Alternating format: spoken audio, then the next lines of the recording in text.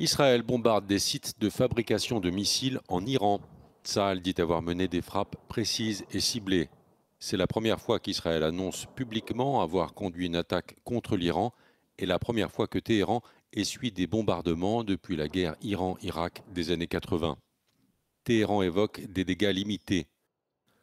Selon l'armée iranienne, Tsahal a visé des bases à Téhéran, à Ilam, dans l'ouest du pays, et dans le Khouzistan, au sud-ouest de l'Iran.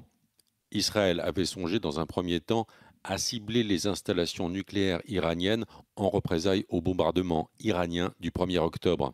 Les États-Unis estiment que les frappes israéliennes sont des manœuvres d'autodéfense et appellent l'Iran à cesser ses attaques contre Israël pour éviter une escalade. En cas de riposte iranienne, le porte-parole de Tsahal, Daniel Hagari, prévient qu'Israël serait obligé de répondre. 3 journalistes tués au Liban dans une frappe israélienne. Tsahal explique avoir mené une opération contre une structure militaire du Hezbollah dans le sud du Liban au moment où des terroristes s'y trouvaient. L'armée israélienne dit avoir reçu, plusieurs heures après, l'information selon laquelle des journalistes avaient été touchés. Tsahal assure que l'opération est en cours d'analyse. 2 journalistes de la chaîne pro-iranienne Mayaïdine et un autre de la chaîne du Hezbollah Al-Manar ont été tués. Le drame a eu lieu avant l'aube, vendredi. Tsahal a visé une localité à une 60aine de kilomètres au sud de Beyrouth où plusieurs équipes de médias se sont installées pour couvrir le conflit. Selon le ministre de l'Information du Liban, Ziad Makari, 18 journalistes représentant 7 médias étaient présents dans le complexe hôtelier ciblé par Tsahal. Ursula von der Leyen a entamé une tournée dans les Balkans afin de visiter les pays candidats à rejoindre l'Union européenne. Ce vendredi, c'était au tour de la Serbie de recevoir la présidente de la Commission européenne. Un pays avec lequel les relations sont compliquées, notamment sur le dossier russe.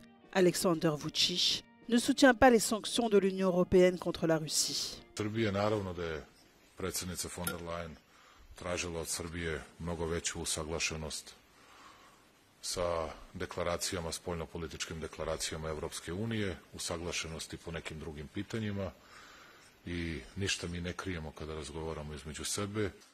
Si la Serbie souhaite rejoindre les 27, elle doit aligner sa politique étrangère sur celle de l'UE.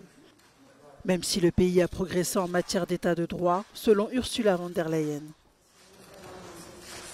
And you have shown that deeds follow your words.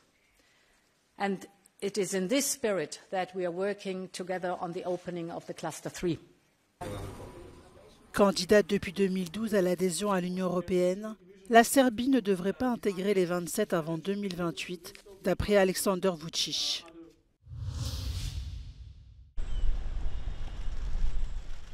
En visite à New Delhi, le chancelier allemand Olaf Scholz s'est entretenu avec le Premier ministre indien Narendra Modi.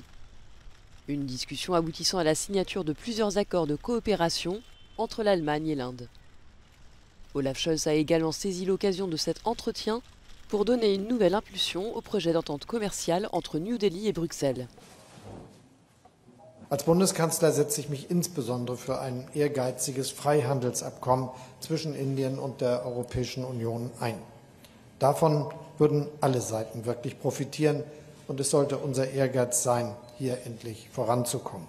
Lors de cet échange, le chancelier allemand a en outre appelé à renforcer les efforts diplomatiques pour mettre fin à la guerre en Ukraine, Narendra Modi s'étant jusqu'à présent toujours gardé de condamner la conduite de la Russie. Daher befürworte ich es ausdrücklich, dass Indien für einen dauerhaften und gerechten Frieden eintritt. Und ich freue mich über die Bereitschaft, die verlässlichen Beziehungen zu allen Parteien zu nutzen, um zu einer politischen Lösung des Konfliktes beizutragen.